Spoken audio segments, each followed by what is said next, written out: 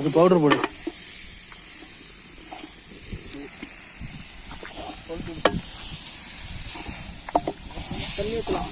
ஊத்து எல்லாம் ஒட்டுது. இந்த சருவத்தில் மட்டும் ஊத்து. இது நிறைய தண்ணிக்குது. கொம்பு எடுத்துல டம்ளர் எடுத்துல எப்படி பார்த்து ஊத்துறே ஊத்து. அப்படியே மொண்டு ஊத்து. மாப்பிள்ள அடி பிடிக்குது.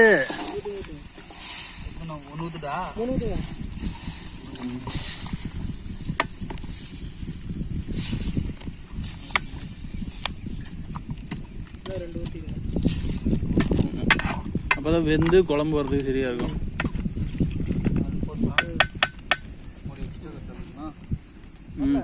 தட்டை இருக்கும் பாரு.